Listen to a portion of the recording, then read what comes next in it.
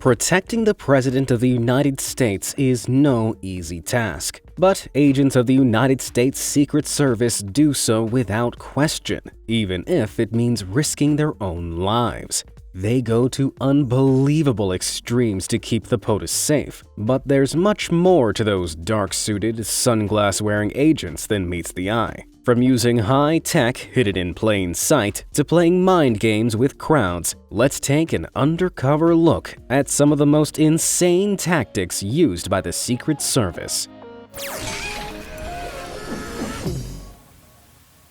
There's more of them than you know. The president usually travels with a small team of security service agents, which leaves many people assuming that they're quite a small operation, but that couldn't be further from the truth. The handful of agents shadowing every move the president makes are just some of the 6,500 other employees in the Secret Service. Around 3,200 are special agents, some of whom make up the Presidential Protection Division, while others carry out essential missions of investigation and protection. Approximately 1,300 are uniformed division officers who secure venues and facilities for those under the protection of the Secret Service. And finally, a huge 2,000 employees are made up of technical, professional, and admin personnel. So no matter what challenges the service faces, they've always got someone ready to take it on. They can protect anyone. Now, you know that the Secret Service is duty-bound to protect the president, but they're actually authorized to protect an incredibly select list of high-ranking individuals as well. At the top of this list is the president and the vice president, who both have special agents permanently assigned to them. And this is followed by the president-elect and vice president-elect, or any other official next in line in the order of presidential succession. Protection also extends out to the first family, former presidents, young children of former presidents, visiting heads of state, and other distinguished figureheads, such as the Pope. It sounds like a super stringent list, but as it turns out, anyone can be protected by the service. It may sound strange, but the president just has to designate an executive order declaring so. This little loophole allows the president to protect anyone they consider to be of importance to the nation, even if they don't fit the service's strict eligibility criteria. So technically, this even includes you and me. Well, before I reveal too much and end up on a Secret Service watch list, be sure that you stay in the know by hitting those like and subscribe buttons down below. I gladly put my life on the line every day to bring you little-known facts and undercover information that'll answer all your questions. Now, let's dive back in and look at even more insane Secret Service tactics. The president is never alone. Being part of a protective detail means following the president everywhere they go. And they really mean everywhere. They stick with them from the doctor's office to their bathroom breaks, because they just can't risk the possibility of someone catching the president with their trousers down. It may sound a little too close for comfort, but when Ronald Reagan was in office dealing with prostate problems, reports suggest an agent was present for all his appointments. And I mean all. For every rectal exam and even colonoscopy, an armed agent was ready to take out the doctor if he thought, even for an instant, that he might be a threat. Seems like that poor doctor really got a bum deal. The president has no choice. Being constantly surrounded by agents probably makes the president feel incredibly safe, although not even being able to visit the bathroom on their own must get phenomenally frustrating. But no matter how much the president might crave privacy, the Secret Service legally cannot leave them alone. According to the laws set out by Homeland Security, protection of the president and vice president by the Secret Service is mandatory. So even if they ordered their dedicated protection details to leave, the agents would have to stay. All the other families, former presidents, and figureheads can decline if they don't want an escort of imposing-looking agents hovering about them, but the president can't say no. No. Well, clearly one of them can, just not to his protection detail. They keep it coded. There are plenty of perks to being the President of the United States, from leading the free world to living in the White House. But one that's undeniably cool is getting to choose your own Secret Service codename. Agents present the President, Vice President, and their families with a list of pre-approved terms. Each family is given a set that begin with the same letter and choose individual codenames that resonate with them personally. President Donald Trump's codename, for example, was Mogul, referring to his business empire. Melania Trump was Muse, assumingly because she always looked like she was musing over something she didn't quite understand. President Joe Biden is sticking to his 2016 vice presidency codename Celtic, embodying his Irish-American heritage. His vice president, Kamala Harris, on the other hand, opted for Pioneer, a nod to being the first black woman and Indian-American woman serving on a major party ticket. Regardless of their meaning, each codename is something that can be pronounced easily and readily, so that agents can quickly refer to them when communicating over radio. Now, if you could pick your own codename, what would it be? Let me know down in the comments. They don't just protect the president. A lot of people know that the Secret Service was established way back in 1865 by the one and only President Abraham Lincoln. But their job back then wasn't to protect the president, as you can probably tell from President Lincoln's untimely demise. They were initially called the Secret Service Division of the Department of Treasury and were responsible for tracking down counterfeiters. While they no longer belong to the Department of Treasury, they do still have a duty to protect America's financial and payment systems from criminal exploitation. In March 2020, they announced the creation of the Cyber Fraud Task Force, a merger of their electronic and financial crime task forces. It was created in order to tackle malicious cyber activity, which is estimated to have cost the U.S. economy a staggering $109 billion in 2016 alone. It's a duty so important that in the official 2018 Homeland Defense Doctrine, the Secret Service's mission to safeguard America's financial infrastructure was put before the president's protection. I guess money really does make the rules. They hire the bad guys.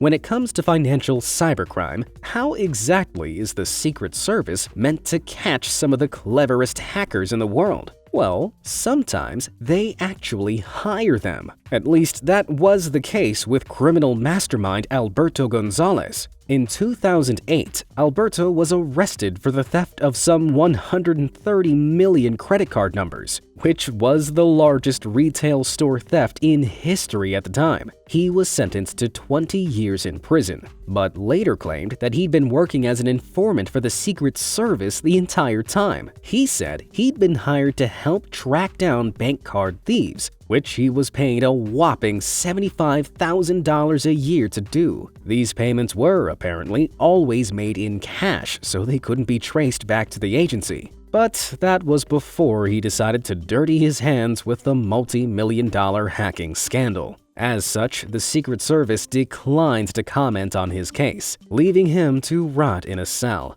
But Alberto isn't the only criminal the agency has reportedly hired. Identity thief Brett Johnson claimed he was recruited by them in 2005 after he was arrested buying merchandise with counterfeit cashier's checks. Instead of serving time, he was paid just $350 a week to help catch other card thieves. But his public service ended 10 months later when it was discovered, like Alberto, that he'd been two-timing the service by running a fraudulent tax fraud scheme on the side. It's currently unknown just how many hustlers and criminals the agency has working for them. But if you ask me, I feel a whole lot safer knowing they're working for us rather than against us, for now. The Ink Library. Now, even though we're in the 21st century, not all financial felonies are committed online. Counterfeit currency is a prominent problem in the US, one that the Secret Service takes seriously. So seriously, in fact, that they have their own dedicated ink library with over 12,000 specific writing ink samples to combat crimes against currency. This includes pens, bottled inks, and even printer cartridges. They've been collected from all over the world, and some even date as far back as the 1920s. With so much ink at their fingertips, the agency can establish what type of ink was put to paper, allowing them to pinpoint specific ink manufacturers. This information can give them a time frame and a location for the crime. Not only that, but it can also be used to help track down the senders of threatening letters or ransom notes. So, if you ever decide to write a strongly worded letter to the White House, you should probably consider using a pencil. They don't do jokes. Making a threat, even jokingly, against a president or high-ranking official's life is never a good idea. Not just because it can land you in a whole heap of trouble, but because the Secret Service will put your lie under a microscope. Using a threat assessment called protective intelligence, they evaluate the seriousness of these threats by investigating every single aspect of the aggressor's life. Depending on what they find, even joking aggressors can be warned, committed for psychiatric evaluation, or charged with a Class E felony, punishable by a maximum of 5 years in prison. It's a lesson that former CEO Matt Harrington learned the hard way back in 2016. He levied a series of threats on private Facebook comments and posts, explaining in detail what he was planning to do to the recently elected President Trump. But unfortunately for him, the posts soon went viral, and less than a week later, 2 Secret Service agents came knocking on his door. He apologized profusely, explaining it was an alcohol-fueled rant that was meant to be a joke, but clearly the Secret Service hadn't seen the funny side of it. It's not just a pin. It's no secret that the president's protection detail don't wear uniforms. Instead, they don dark suits and sunglasses to help them blend into the crowd. Although you can often spot them sporting those iconic earpieces, which are connected to their radios, allowing them to communicate with the rest of their team. But there's one overlooked detail of their attire that also serves an incredibly important purpose. It's those teeny tiny lapel badges. According to usaspending.gov, since 2019, a company called Blackington & Co. have provided upwards of $6.7 million of lapel pins to Homeland Security. Blackington also claims to be the only badge company in the world authorized to sell Smart Shield badges. These badges contain a tiny radio frequency ID transponder chip that links to an agency database. It lists all the necessary information needed to verify that the person with the badge is the one authorized to carry it. Now, usually, these chips only come in identification badges, but for a staggering $6.7 million, it seems that Homeland Security has ordered a custom Smart Shield shipment of lapel pins. With this tech at their fingertips, the agency would be able to rapidly identify any imposters trying to get close to the president through their ranks. So good luck to anyone who thinks they can infiltrate the service with nothing more than a good suit and some sunglasses. The meticulous motorcade. The presidential motorcade is both the safest and riskiest convoy on the planet. This fleet of vehicles is basically an armored rolling White House, tasked with transporting the president from A to B in one piece. And it's the Secret Service that take point on its travel plans. To ensure they're prepared for any eventuality, the motorcade contains around 35 separate vehicles, complete with a contingency response force, medical facilities, and even a hazardous materials unit. But at the center of it all lies the presidential limousine. This is driven almost exclusively by Secret Service agents and has built-in ballistic armoring, night vision driving systems, and a sealed cabin capable of enduring a nuclear, biological, chemical attack. It's all these incredible features that have earned it the incredibly apt nickname the Beast. But the Secret Service doesn't just rely on the Beast's near-impenetrable structure to keep the president safe. As they drive, agent drivers will routinely swap the positions of the Beast with a nearby spare car. The spares, at a glance, look almost identical to the Beast, right down to the number plates. So, anyone planning an attack has at least a 50% chance of targeting the wrong car from the outset. Those are odds that definitely aren't stacked in the attacker's favor. They drive like beasts. In the event of an attack on the motorcade, or any car under the guard of the Secret Service, agents are trained to focus on one goal: getting their protectee out of the danger zone as quickly as possible. As part of their extensive training, all of the 6,500 Secret Service agents and officers have to learn how to drive defensively. Their training takes place at a 546-yard track in Maryland and teaches them all the fundamental techniques of escaping a dangerous situation. This includes maneuvers like the J-turn, a 180-degree spin followed by a sudden acceleration. Because when someone's life is in danger, ain't nobody got time for U-turns. All agents must pass this 5-day intensive course, but that doesn't mean they're ready to pilot the beast. That takes a further 5-day advanced training program called the Protective Operations Driving Course. But mastering all of these maneuvers and skills while keeping a cool head is so tricky that it has a pass rate of just 60%. I guess taming the beast is a lot harder than it looks.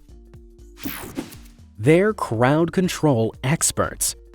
A lot of people hate crowds, but none more so than Secret Service agents. It's their job to ensure their protectees are safe at large events and rallies in the midst of tens of thousands of people, some of which could be hostile. To protect their charges in these scenarios, the Secret Service relies on a perimeter system. The outer edge of the system works with local police, who do a preliminary check of possible threats in the area. The middle has Secret Service agents among the crowd, actively searching for weapons and relaying any pertinent information to the rest of the team. And then there's the inner perimeter, the agents around the president that form the final line of defense. To minimize threats, agents are constantly on the lookout for hands shoved in coat pockets or other signs that someone might have their hand on a weapon. But you'll never see an agent on the inner perimeter standing around with their hands in their pockets. They're often resting by their sides or gripping their lapels in an oddly uncomfortable-looking way. That's because they must be able to reach for their firearm at a moment's notice. Although holding them in resting positions like this has led to speculations that agents use fake hands to conceal their grip on readied weapons. Sadly, this handy theory has been debunked. But even so, this agent looks like he's got a firm grip on the situation.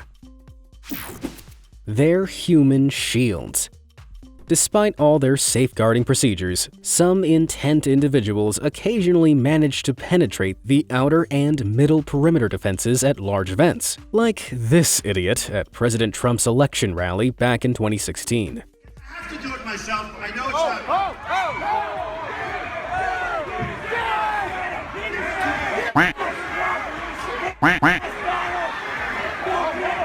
While he soon discovered what the floor tasted like, the Secret Service wasted no time circling the president and scanning the crowd from all sides. And it's this kind of scramble response that's an integral part of their training. Without hesitation, every agent there immediately puts their bodies on the line to defend their protectee. Did you notice as well how they remained connected to one another until the threat had been neutralized? This prevents confusion, allowing each agent to remain connected to the protectee and move with them quickly should the situation deteriorate. It's this selfless behavior that helped save President Ronald Reagan back in 1981. During an assassination attempt, delusional gunman John Hinckley fired at the president from point-blank range, spurring Agent Tim McCarthy to step in front of the spray of bullets. Thanks to his selfless reaction, President Reagan avoided the brunt of the attack. Fortunately, McCarthy made a full recovery, and while many still call him a hero, he claims it was just what he was trained to do. They're medically minded.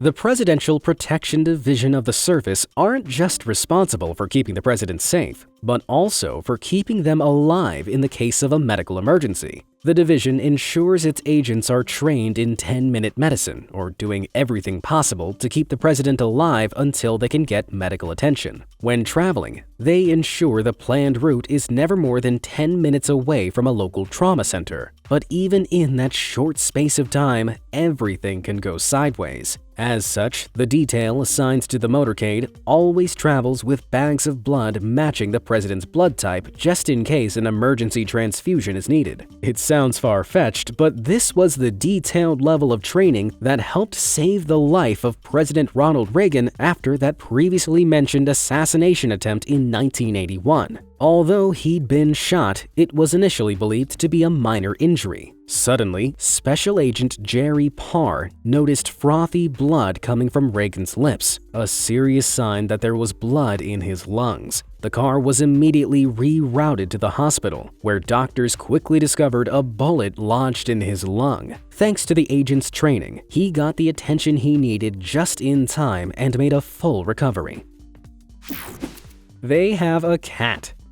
As formidable as the Presidential Protection Detail is, if they ever need any additional firepower, they have a terrifying tactical unit on speed dial. But it's not the Marines or even the Delta Force that come to the rescue. It's actually an elite special ops team based inside the agency itself. The Secret Service's Counter Assault Team, or CAT for short, are a specialized unit of operatives charged with neutralizing attacks on the POTUS as quickly as possible. For this to work, they're always close to their permanent protectees, whether that's in the air or on the ground. While standard agents make sure the president's body is shielded, the CAT rapidly moves in and takes down anyone they deem to be a threat with overwhelming firepower. Though very little about their internal operations has been disclosed, it is known that at least 2 teams of 5 agents each are always present in the president's motorcade. You can often see them through the windows of their armored vehicles, clad head to toe in black and kitted out with terrifying-looking Knight's Ornament SR-16 rifles. Talk about a display of force!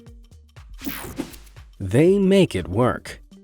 Secret Service agents put their lives on the line every day, but it's not always about taking a bullet or smacking down rail-hopping idiots. In June 2020, in the middle of the coronavirus epidemic, President Trump insisted on holding a rally in Tulsa, Oklahoma. And despite the pleas from top public health officials, President Trump decided that attendees would not be required to wear masks or social distance if they didn't want to. Even though there was a high possibility of catching the virulent virus, the Secret Service was duty-bound to accompany the president. Around 6,200 people attended, but at least one of them was COVID-19 positive. The Secret Service discovered this later when 2 of their officers also tested positive for the virus, a result that forced dozens of other agents into quarantine as well. Even though it was obviously a really bad idea, agents don't get to tell the president what to do. They can certainly suggest ways of reducing risk, but at the end of the day, if the president wants to do something, the Secret Service have no option but to make it work, one way or another. They have no secrets.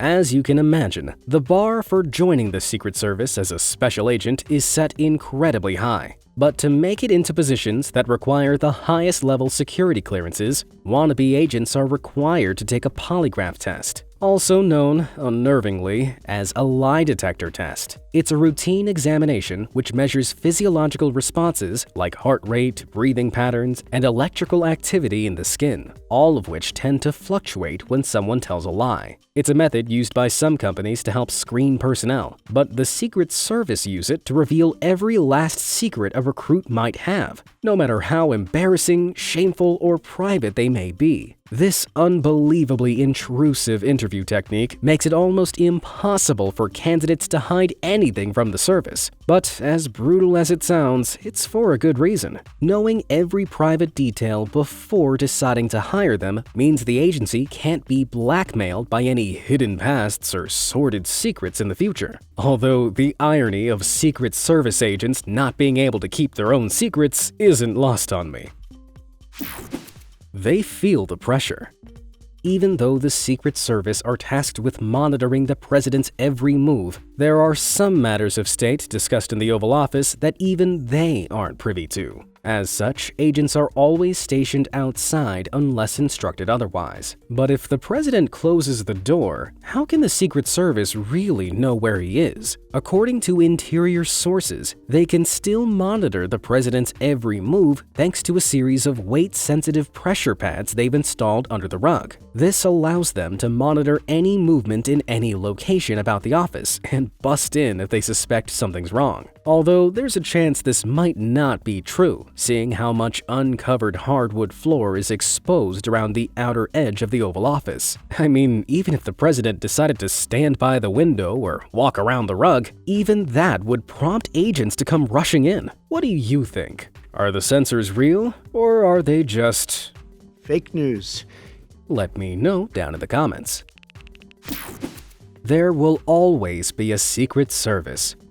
With all the power that the Secret Service has as a division, it must be tempting for Homeland Security to merge them with other departments. With unlimited access to the POTUS and other high-ranking officials, there's no limit to what some of these departments could accomplish, not to mention the protective powers it could grant to some others. Fortunately, no one, not even the president, is allowed to take advantage of the Secret Service's privileged position like this, at least not until the law is changed. As part of Section 3056, which is the law the Secret Service operates under, it's illegal to merge the United States Secret Service with any other department.